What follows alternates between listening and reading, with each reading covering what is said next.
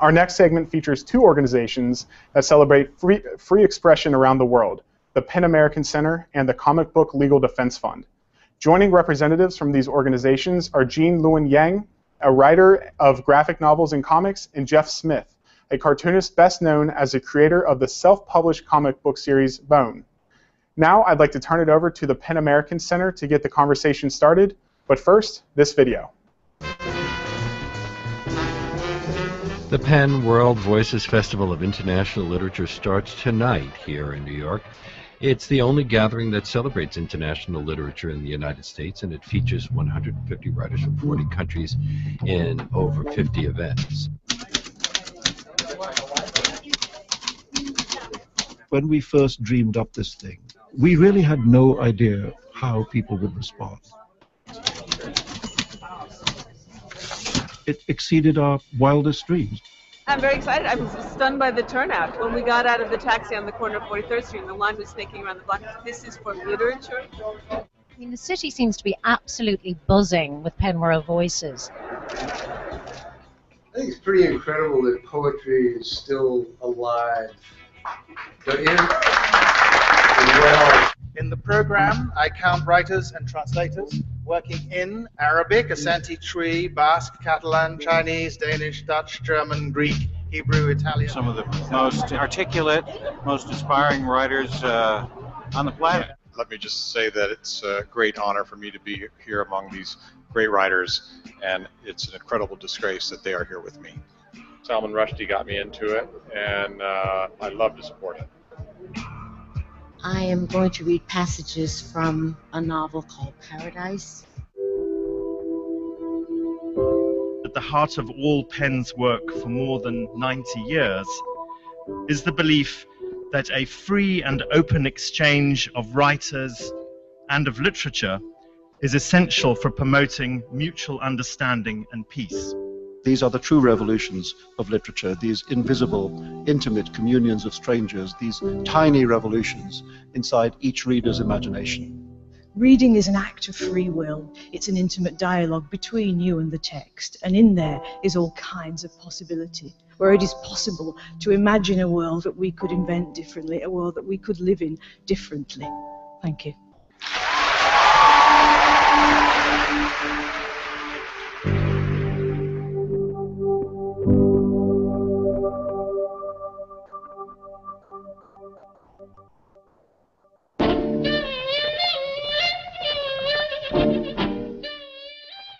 Since their first appearance on newsstands in the 1930s, comic books have been the target of censors and moral watchdogs. Despite overwhelming popularity, they were blamed for juvenile delinquency, poor literacy, and viewed as trash culture, a stigma they still hold to this day. This is where the Comic Book Legal Defense Fund comes in. For over 25 years, the CBLDF has protected the free expression rights of those who lend, sell, create, and read comics. And every dollar we raise goes towards the fight for free speech. The history of comics is one of persecution and marginalization, from the government-sponsored witch hunts of the 1950s and the industry self-censorship that followed for almost 50 years. From obscenity charges against underground comics in the 1960s and the targeting of local comic shops in the 1980s and 90s, it's clear that comics still need defending. The Comic Book Legal Defense Fund proudly protects your right to read and fights to defend stores, publishers, artists, libraries, and readers from the burden of censorship. The CBLDF's mission also includes educational programs, and we are a proud sponsor of the Kids Right to Read Project and Banned Books Week. With the help of our members and donors like you, the Comic Book Legal Defense Fund is here to fight for your rights. Visit cbldf.org today. Good evening. Welcome to Giving Tuesday and the free expression component. I'm Charles Brownstein, the Executive Director of the Comic Book Legal Defense Fund. We're a nonprofit organization that protects the freedom to read comics. And for the next half hour, we're going to be discussing issues affecting free expression in the literary and comics communities. We'd like to thank our friends at Mashable and Google Plus for giving us the opportunity to spend this part of Giving Tuesday with you. This period of the program, I'm going to be joined by authors Jean Luen Yang, the creator of American-Born Chinese and the newly published Boxers and Saints. My board member, Jeff Smith, the creator of Bone and Wrestle, and the new webcomic series Tukey Save the Humans, available on cartoonbooks.com. And I'm also pleased to be joined by Deji Alukatun from the Pan American Center, who is their writer fellow in residence. So thank you, everybody, for joining us. And we're going to talk for the next few moments about how censorship is still a vibrant threat to all of our freedoms. And Deji, I'd like to invite you to take a moment to talk about what PEN does to combat censorship to freedom of expression and some of your programmatic work. Thanks, Charles. Yeah, we have a few major programs. You may have just seen the video celebrating our PEN World Voices Festival of International Literature. It's happening again in May. It'll be our 10th anniversary. We're very excited. It's going to be a great program. We also have literary awards. We give out about $150,000 every year to prominent writers around the country. And then we have a prison writing program, which is where we mentor inmates, incarcerated individuals in American prisons, and teach them how to write creatively. My program is the Freedom to Write program, and we do a number of things. I think the best thing is to just give you two examples. We just came out with a pretty exciting, also troubling report on surveillance and how NSA and government dragnet surveillance is affecting the creative community in the United States and around the world. What we discovered is that many writers are already self-censoring just because they're afraid of what people are reading or watching in their email and their communications, both in the United States and abroad. I mean, what you have is effectively the NSA is acting as sort of a de facto editor. People are afraid to take on topics because they're afraid that someone's looking over their shoulder, and we think that's a big problem. If you want to find out more, you can go to pen.org, chilling effects, and you can see the whole survey. The second thing, which shows our global work, is we work to protect writers who are imprisoned around the world. There's a writer right now who's in prison named Mohammed Al-Ajami. He wrote a poem and gave a spoken word performance, which was recorded and posted on Facebook. He didn't even know. He's now serving a 15-year sentence in Qatar. Our staff actually went to go visit him, and were denied the ability to see him. So you can take action if you want to support Mohammed Al-Ajami, whether you're a poet or not. You can go to our website, and you know, it's Giving Tuesday, so you can also go to pen.org/donate. But you know, we're so excited to be here because we also promote literature and we celebrate literature. We're joined by two really fantastic creative artists on the air. Right here I have Jean Luen Yang's book, American-Born Chinese. He also finished the diptych Boxers and Saints. And what these books show you, they were both nominated for the National Book Award. They both show you that literature can come in many forms. This happens to be graphic novels, and that's the form that Jean was exploring. So I'd love it if you could tell us a little bit, Charles, about what CBLDF does and Comic Book Legal Defense Fund does. Thanks. Absolutely. Comics and graphic novels are still largely misunderstood as being low-value speech. And as you saw in the video that opened this segment, this goes back to the 1940s and 50s when comics were blamed for all kinds of ills affecting society, from poor literacy to juvenile delinquency. And this actually led to a moment where comic books were placed on trial by the United States government in the form of Senate subcommittee hearings that led to the creation of a censorship code that the publishers had to impose over their work. This also led to this widely held belief that comics were suitable only for the youngest or the dimmest of readers. And so comic books were not regarded as valuable speech. They weren't regarded as a form that could achieve the literature status that you're discussing. And so in 1986, the Comic Book Legal Defense Fund was founded in part to respond to cases that arose because of misunderstandings about comics. When the medium became more advanced and people like Art Spiegelman were creating works like Mouse and people like Alan Moore were creating works like Watchmen, there was still a belief that why are they putting this material in this form that's designed for kids? Why is this happening, and retailers were finding themselves arrested for selling these comics. The Comic Book Legal Defense Fund was established to pay for that legal defense and to be an advocate for the people that were being prosecuted. In the more than 25 years since we were established, our work has expanded to defend artists when they find themselves challenged or banned, and even more recently, readers who are finding themselves being vulnerable to intrusive searches of their devices and finding themselves being prosecuted under obscenity charges for the content of comics that they own. That happens both here in the States and when they travel. The fund does a lot of work to combat these things in court, to fight laws that are unconstitutional before they can affect comics, and also to create greater awareness of comics and their value as a form.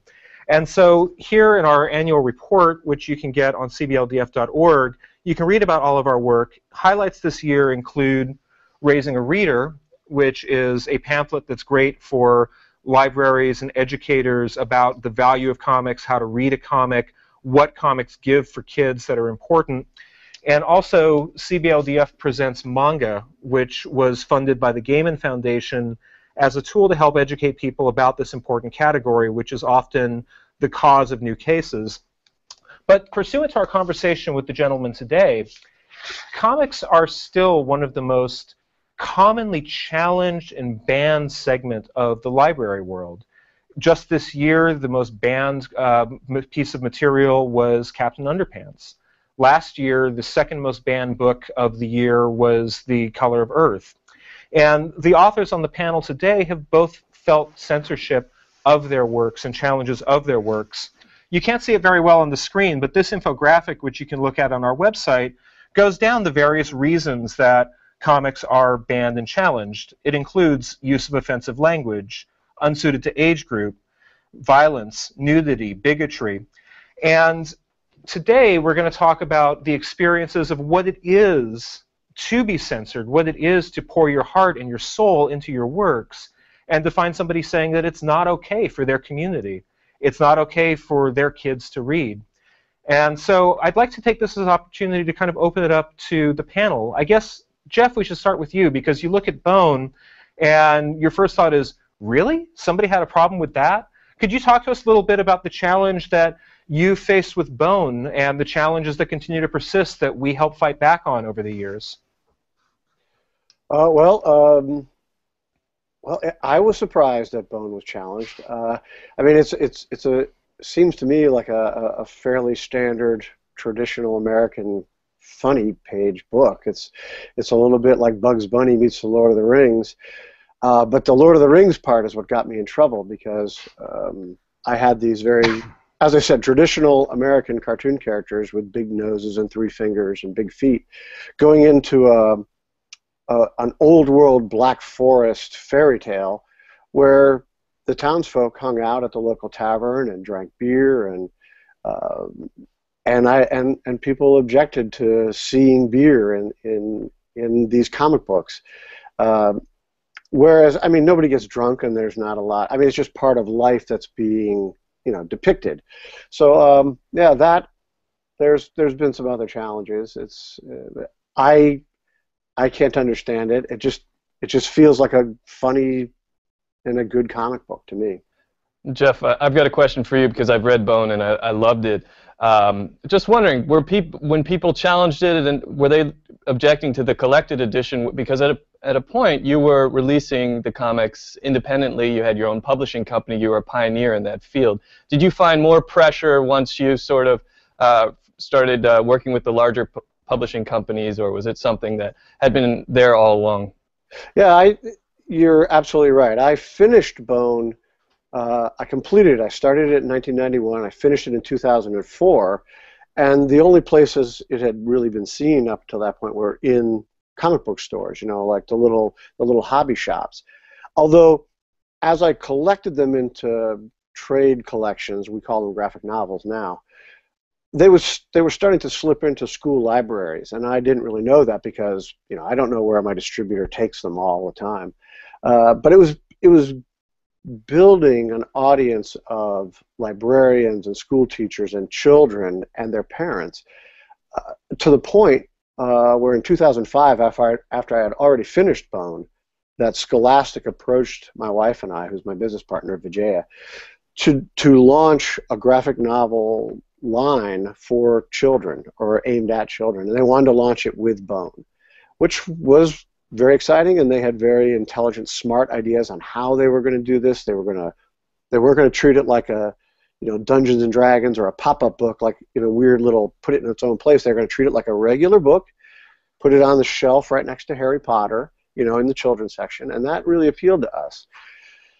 But yes, prior to that, I hadn't really gotten anything from comic book people who just loved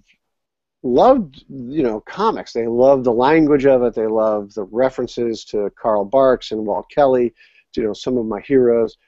And once it was being published by Scholastic and being sold at book fairs and at the school trade shows and stuff like that, then that's when we started to hear from parents who thought that some of it was age inappropriate, or some of the charges were completely outlandish, like there was sexual behavior in the books, which is, it's ridiculous. I don't even know how to respond to it. They don't even kiss. So I don't know what they're talking about, but it's real. There are people who believe that what they think is appropriate should apply to everyone, and that's why we have to fight back. I believe in freedom of choice, personal choice. If someone doesn't like my books and doesn't want to read it, doesn't want their kids to read it, fine. But when you actually go out of your way to try to force the entire school system to not read it, well, now you're just being an idiot. Well, that's a nice segue to bring Gene into the conversation. We've got two of his books here, or three. We've got American-Born Chinese here, and Saints and Boxers, which is kind of a two-volume series that just came out. Gene, you did a beautiful comic actually on the Comic Book Legal Defense Fund site not too long ago about where you called censorship and banning a book a blunt instrument. How's censorship affected your work? Well, first, thank you. Thank you for having me here. This is pretty amazing. It's pretty amazing to be on a panel with Jeff Smith. He's been a hero of mine for years and years and years. I in a lot of ways, I feel very lucky because I feel like my whole career has been built on library support. Librarians have been incredibly supportive of both American-Born Chinese and Boxers and Saints, and it's kind of cool to see because librarians were one of the drivers of all the crazy stuff that happened in the 1940s and 50s. So to see that community move from seeing comics as simply a kid's medium to something that's much more complex, to a medium that can handle pretty much any topic under the sun, is really wonderful. I think when I started American-Born Chinese, I started it as a mini comic. I started as a comic that I would draw at my drawing table. I would take to my local Kinko's, run off copies, and then try to sell them by hand.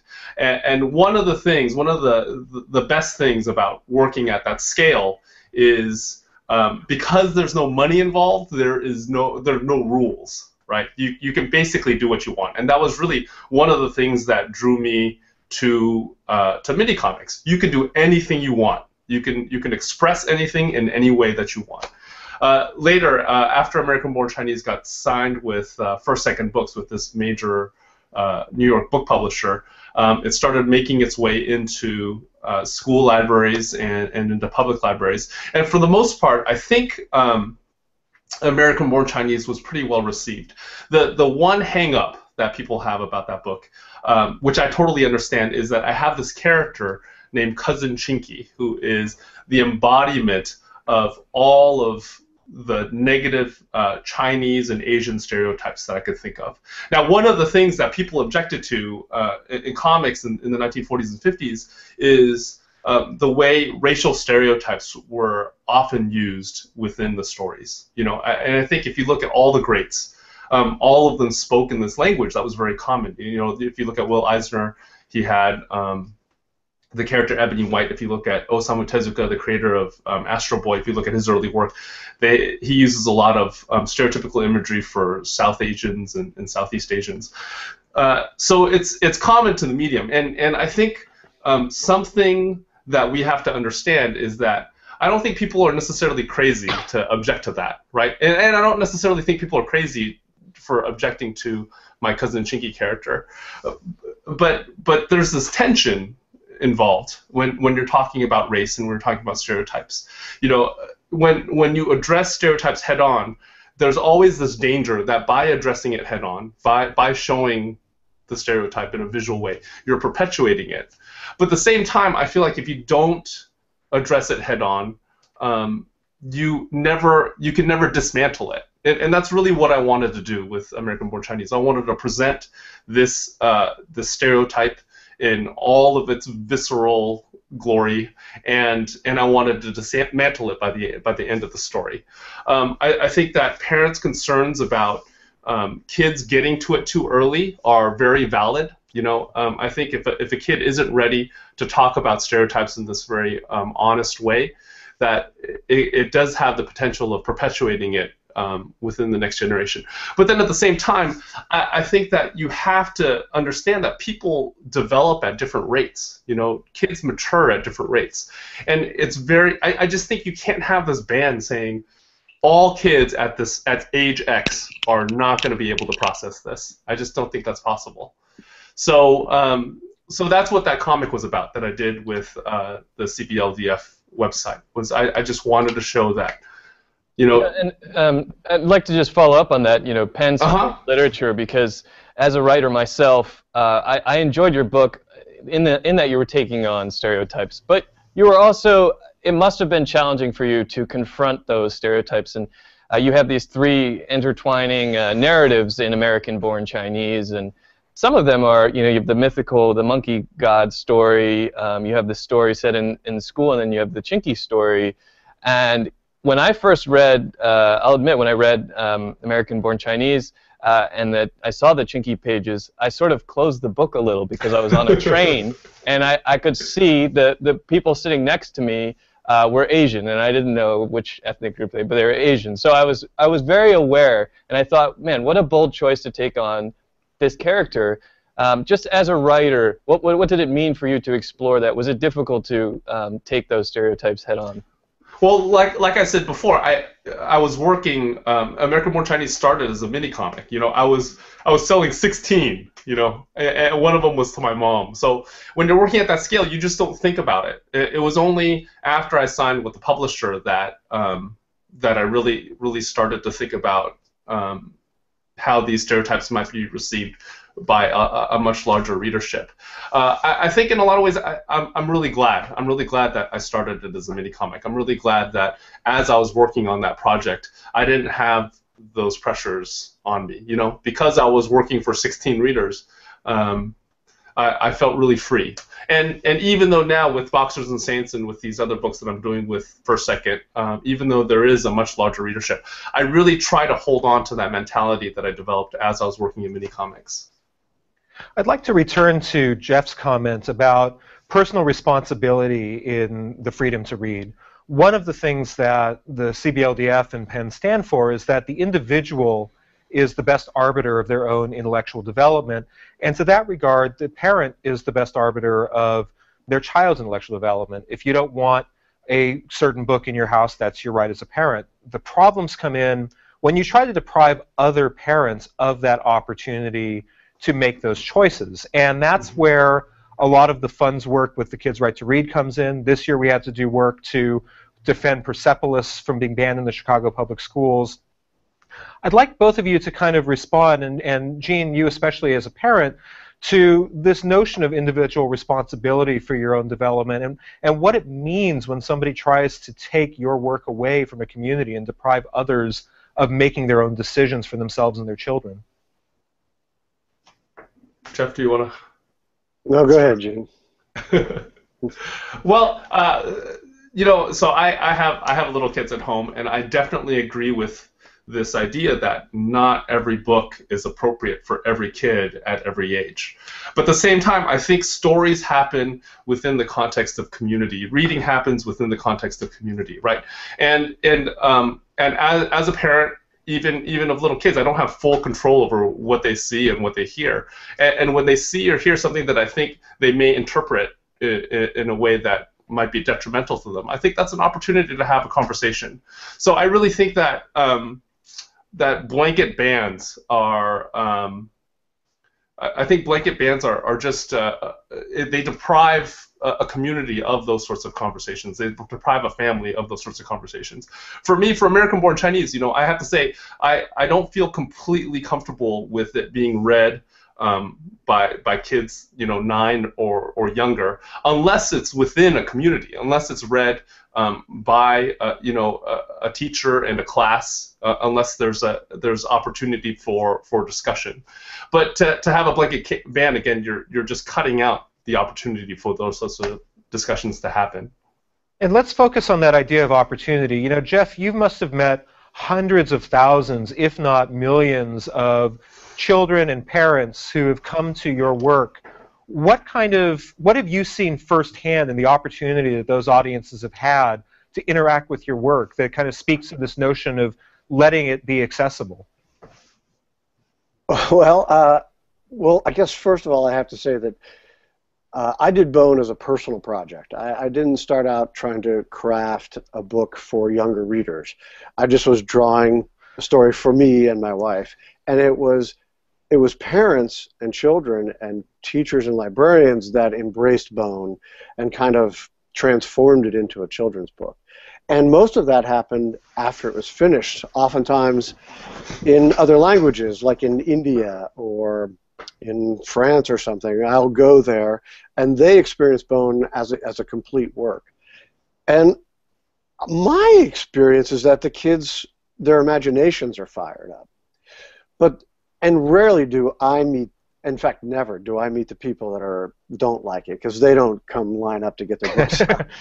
But you know, when we're talking about something like the depictions in Jean's book and in Boxer, you read the first half of that, and it's a little shocking. There's real racial tensions discussed in a very real way, and that's the key. It's talking about truth. It's depicting something honestly.